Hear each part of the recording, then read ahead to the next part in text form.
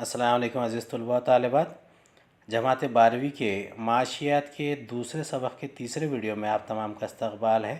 Utility analysis یعنی افادے کا تجزیہ۔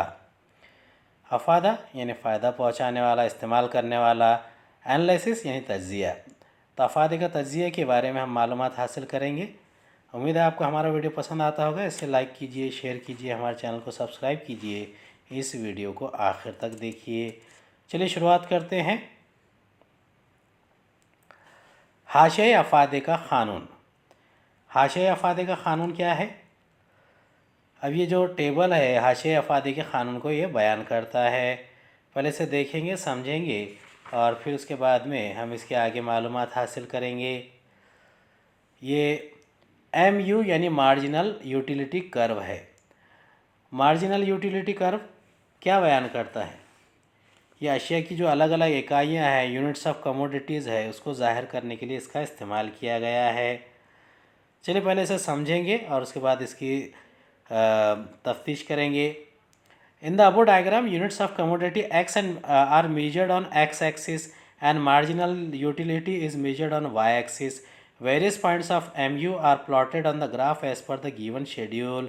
When the locus of all the points is joined, MU curve is derived.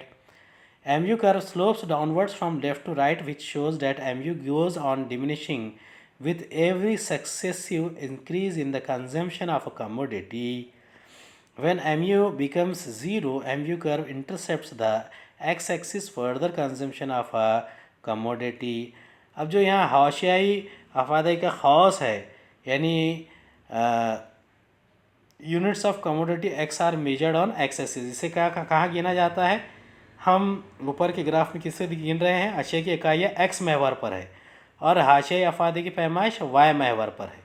اب graph پر جو حاشیۂ افادے کے مختلف نقاط ہے، یہ دیے گئے ٹیبل کے جو ہم نے اس سے پہلے ٹیبل دیکھا، ان تمام نقاط کو ملا کر یہاں پر ایک قوس بنایا گیا ہے۔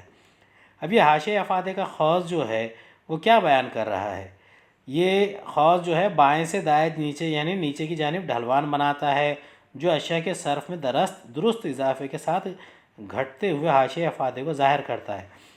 یعنی جو ہمارے پاس اشیاء موجود ہے، جب وہ استعمال ہوگی تو وہ گھٹتے جائے گی اور گھٹے گی، جیسے جیسے کم ہوگی تو ویسے ویسے اس میں فرق محسوس ہوگا۔ اب یہ حاشیۂ افادے کا جو قوس ہے محور کو مس کرتا ہے تو اس وقت کیا ہوتا ہے؟ غیر افادہ یعنی منفی افادہ کو ظاہر کرتا ہے، یعنی اس صفر سے نیچے آ جا رہا ہے تو وہ غیر افادہ ہے۔ نیچے دیکھیے جو آپ کو یہاں پر ڈس یوٹیلیٹی بیان کیا گیا ہے تو وہ کیا ہے؟ غیر افادہ ہے۔ ڈس یوٹیلیٹی، یوٹیلیٹی یعنی افادہ ہے۔ چلیے دیکھتے ہیں گھٹتے ہوئے حاشیائی افادے کے قانون کی مستثنیات، ایکسیپشنز یعنی مستثنیات۔ گھٹتے ہوئے حاشیائی افادے کے قانون کی مستثنیات کون سی ہے؟ پہلے ہے عادات۔ عادات یعنی ہابیز۔ بہت سارے عادتیں جیسے مختلف ڈاک ٹکٹ، سکے جمع کرنا، قیمتی تصاویر، موسیقی کے یعنی مطالعہ وغیرہ میں قانون کا اطلاق نہیں ہوتا، کیونکہ ان کے ذخیرے میں ہر زائد اضافہ زیادہ خوشی دیتا ہے۔ یہ کیفیت، یکسانیت اور تسلسل کے مفروضات کی خلاف ورزی کرتی ہے۔ دیکھیے ہمارے کو جو چیزیں پسند ہے، جس کا ہمیں شوق ہے، وہ چیزیں ہم جمع کرتے ہیں، چاہے ٹکٹ ہو، سکے ہو، تصاویر ہو، موسیقی کے آلات ہو یا مطالعہ کرنے کی کتابیں۔ کنجوسی، مائزہ، کنجوس کے معاملے میں ہر زائد روپیے سے زیادہ تشفی دیتا ہے، اس لیے کیا کرتے ہیں؟ روپیے کو ذخیرہ کرتے ہیں، یعنی پیسے جمع کرتے جاتے ہیں، تاہم یہ معقولیت کے مفروضے کو نظر انداز کرتا ہے۔ یعنی فرض کیجیے جو عقل والے ہیں وہ ایسی چیزوں سے بچنے کی کوشش کرتے ہیں، کیونکہ کسی چیز سے بچنا یعنی اسے خراب کرنے جیسا ہی ہوتا ہے۔ اب نشہ یعنی لت کا عادی ہونا، ایڈکشنز کیسے ہوتی ہے؟ اب شرابی کے معاملے میں اس بات کا مشاہدہ کیا گیا ہے کہ شراب کے استعمال پر ہر مزید اکائی سے نشہ لت کی سطح میں اضافہ ہوتا ہے، لہٰذا شرابی کے لیے حاشیۂ افادے میں اضافہ ہوتا ہے۔ در حقیقت یہ غلط فہمی ہے، یہ کیفیت تمام نشہ آور اشیاء میں یکساں ہوتی ہے، تاہم یہ عقل مندی کے مفروضے کے خلاف ہے۔ یعنی جو ایڈکشن یعنی نشے کی لت ہوتی ہے وہ کیا کرتی ہے؟ وہ ہمیشہ اس میں اضافہ ہی کرتے رہتی ہے۔ آج کسی نے تھوڑی سے 100 گرام پیا، کل تو 1 لیٹر پیے گا، اس کے کچھ دنوں بعد وہ 2 لیٹر کرے گا، یعنی وہ بڑھتے ہی جاتا ہے، لیکن یہ بھی عقل مندی کے مفروضے کے خلاف ہے۔ قوت یعنی طاقت۔ قانون کی مستثنیات میں سے ہے کیونکہ جب ایک شخص قوت یا طاقت حاصل کرتا ہے تو اس کی قوت حاصل کرنے کی لالچ بڑھ جاتی ہے، وہ اسے زیادہ سے زیادہ حاصل کرنا چاہتا ہے، اس طرح یہ معقولیت کے مفروضے کو نظر انداز کرتا ہے۔ اب دیکھیے جتنا قوت یا طاقت ہونا چاہیے اگر اس سے زیادہ کسی کو مل جائے تو وہ لالچ کے زمرے میں آتا ہے، اور اگر وہ لالچ رہے گا تو وہ بڑھتے ہی جائے گا، کم نہیں ہوگا۔ پانچواں ہے زر یعنی روپیہ، منی۔ اب زر کا حاشیہ افادہ کبھی صفر نہیں ہوتا، یعنی کسی کے پاس پیسے ہمیشہ تھوڑے بہت تو رہتے ہی ہے۔ اب یہ زر کے ذخیرے میں اضافے کے ساتھ بڑھتا ہے، یعنی کسی کے پاس گھر ہے، بنگلہ ہے، گاڑی ہے، تو یہ سب آپ کے پاس ہے تو بڑھنے والے اثاثے ہیں، اور اس کے ساتھ ساتھ جو پیسے بڑھتے ہیں چاہے تنخواہ کے ذریعہ ہے یا بزنس کے ذریعہ ہے۔ اب یہ اس لیے ہے کہ یہ تبادلے کا ایک ذریعہ ہے جسے مختلف خواہشات کی تشفی کے لیے استعمال کیا جاتا ہے، لہٰذا کچھ ماہرین معاشیات کے مطابق یہ قانون زر کے لیے قابل اطلاق ہے۔ مثلاً امیر شخص کے مقابلے میں غریب شخص کے لیے زر کا حاشیہ افادہ زیادہ ہے، لہٰذا یہ مستثنیات صرف ظاہری ہے، اس لیے قانون کے مفروضات کی چند معاملات میں خلاف ورزی کرتے ہیں، لہٰذا یہ حقیقی مستثنیات نہیں ہیں۔ اب دیکھیے عام طور پر کیا ہوتا ہے، غریب کے پاس اگر پیسے بڑھتے ہیں، صفر سے اگر وہ 100 روپے ہوگا تو اس کا اشاریہ 100 دکھائے گا، 1000 ہوگا تو 1000 دکھائے گا، لاکھ ہوگا تو لاکھ دکھائے گا۔ لیکن اگر کوئی کروڑ پتی کے پاس اگر 10 20 100 1000 لاکھ بھی رہیں گے تو اتنا زیادہ نہیں ہوگا، 1 کروڑ بھی ہوگا تو وہ صرف 1% کی بڑھوتری بتائے گا۔ قانون کے اعتراضات یعنی کرٹیسزم آف دا لا۔ اب گھٹتے ہوئے حاشیہ افادے کے قانون پر ہم تنقید کریں گے۔ سب سے پہلا ہے غیر حقیقی مفروضات۔ حاشیہ افادے کا قانون مختلف مفروضیات پر مبنی ہے، مثلا یکسانیت، تسلسل، ثابت قدمی اور معقولیت، لیکن حقیقتاً تمام شرائط کو ایک ہی وقت میں پورا کرنا مشکل اور دشوار ہے۔ اب یہ جو غیر حقیقی مفروضات ہے یہ کیسا ہے؟ یہ حاشیہ افادے میں جیسے کہ یکسانیت، تسلسل اور ثابت قدمی اور معقولیت، یہ سب چیزیں یکساں نہیں ہو سکتی، کبھی کوئی چیز کم ہوگی تو کبھی زیادہ ہوگی، تو اس لیے یہ ان ریالسٹک ہے، غیر حقیقی ہے یہ۔ دوسرا ہے بنیادی پیمائش یعنی کارڈینل میجرمنٹ۔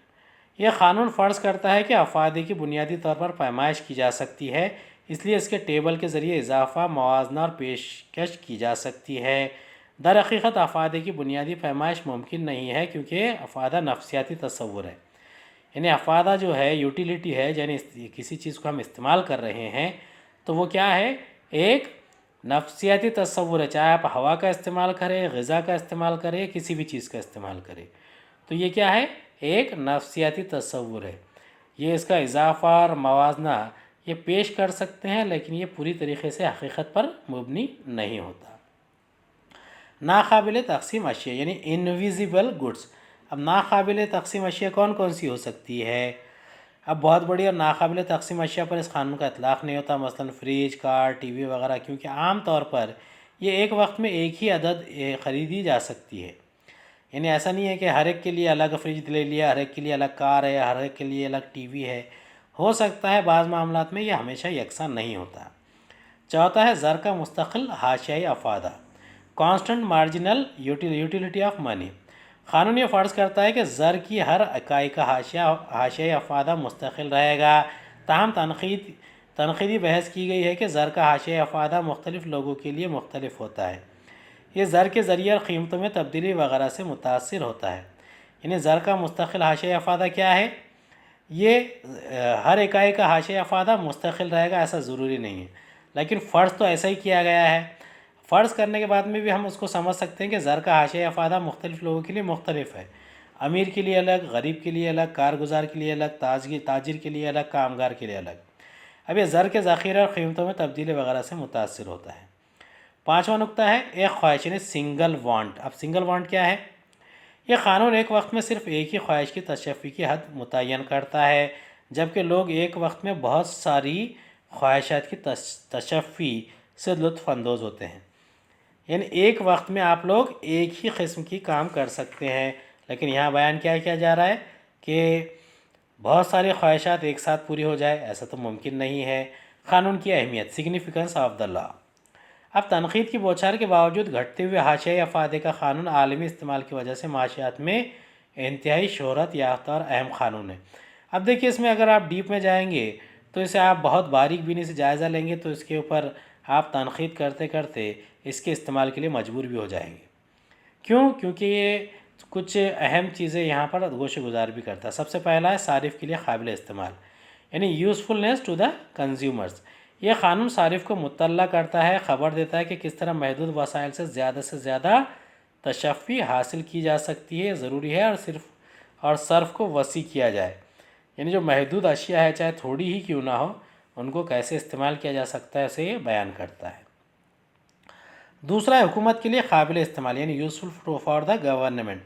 اب قانون حکومت کو مختلف پالیسی ہے، مثلا ٹیکس میں اضافے کی پالیسی، تجارتی پالیسی اور قیمت کی پالیسی، یہ تمام چیزیں بنانے میں یہ مددگار ہے۔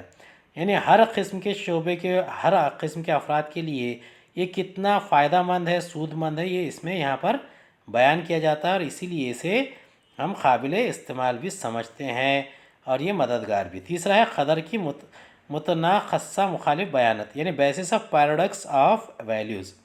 اب گھٹتے ہوئے حاشیۂ افادے کا قانون قدر کے متناقضہ فرق کو سمجھنے میں مدد دیتا ہے۔ ایسی اشیاء جو استعمال سے زیادہ اہمیت اور تبادلے میں صفر یا کم اہمیت کی حامل یا اشیاء، مثلا ہوا، پانی اور سورج کی روشنی وغیرہ، اور اسی کے ساتھ ساتھ ایسی اشیاء جو تبادلے میں زیادہ اہمیت کی حامل ہے اور استعمال میں کم اہمیت کی حامل ہے، مثلا سونا، ہیرا وغیرہ، تو یہ تمام کے لیے الگ الگ طریقے سے ہے، یعنی اسی لیے اسے بیسس آف پیراڈکس کے ذریعے ہم اسے گن سکتے ہیں۔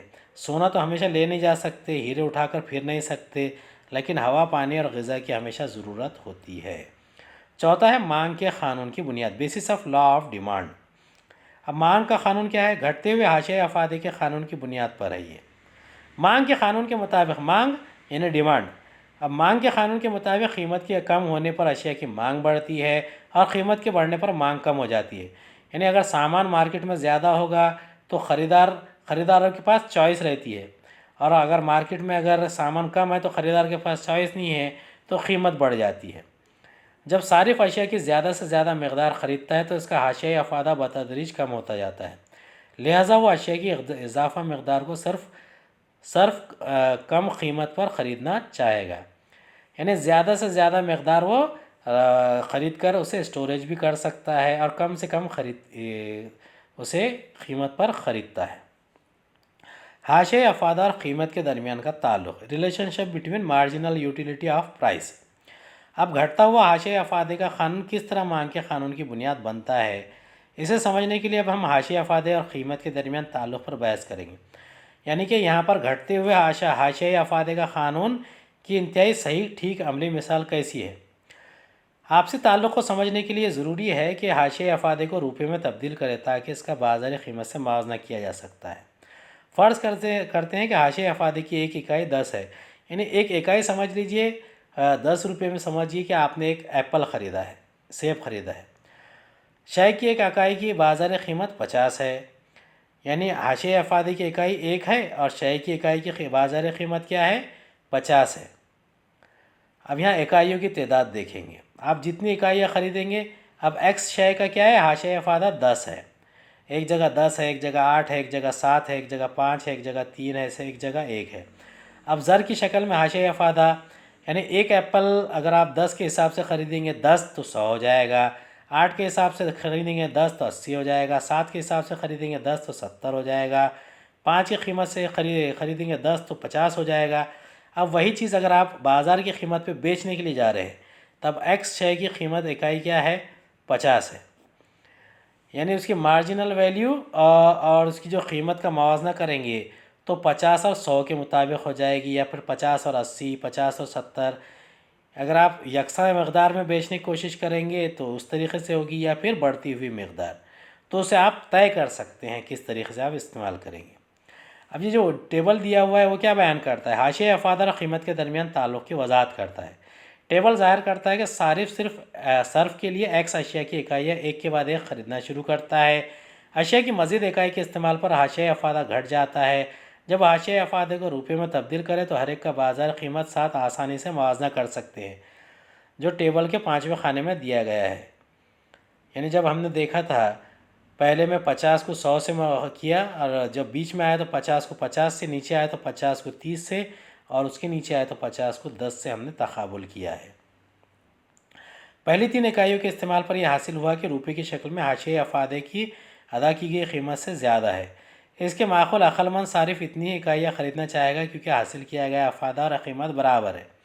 अब मुतवाज़ी यानी लिहाजा सारिफ चौथा यूनिट भी ख़रीदने के बारे में सोच सकता है। 5वीं और 6ठी इकाई पर हाशिए अफादा अदा की गई बाज़ार कीमत से कम हासिल हुआ है। यहाँ एक अक्लमंद सारिफ मज़ीद इकाइयाँ नहीं ख़रीदेगा, इसलिए कि हाशिए अफादा और कीमत के दरमियान यकसानियत कायम हो चुकी है, यानी सारिफ चौथी इकाई से ज़्यादा नहीं ख़रीदेगा। अब दिए हुए टेबल से हाशिए अफादा और कीमत के हवाले से हम क्या नतीजा अख्ज़ कर सकते हैं। पहला है वो इकाइयाँ जो सारिफ ख़रीदना चाहता है दाखिली हाशिए इकाइयाँ कहलाती है क्योंकि इनका हाशिए अफादा कीमत से ज़्यादा है। दूसरा है वो इकाइयाँ जिनका हाशिए अफादा इसके बाज़ारी कीमत के बराबर है, यानी हाशिए इकाइयाँ कहलाती है सारिफ और तवाज़ुन। वो इकाइयाँ जिन्हें एक अक्लमंद सारिफ ख़रीदना और इस्तेमाल करना नहीं चाहता, जहाँ इसे हाशिए अफादे से ज़्यादा कीमत देना पड़े, वो इजाफ़ी हाशिए इकाइयाँ कहलाती है। लिहाजा एक अक्लमंद सारिफ तवाज़ुन में रहना चाहता है, जहाँ MUX=PX, एक्स शय का हाशिए अफादा है, एक्स शय की कीमत है। अब हाशिए अफादा और कीमत का ताल्लुक़ मांग के क़ानून के लिए रास्ता हमवार करता है। उम्मीद है आपको हमारा वीडियो पसंद आया होगा। अगले वीडियो में दोबारा मुलाकात होगी। खुदा हाफिज़।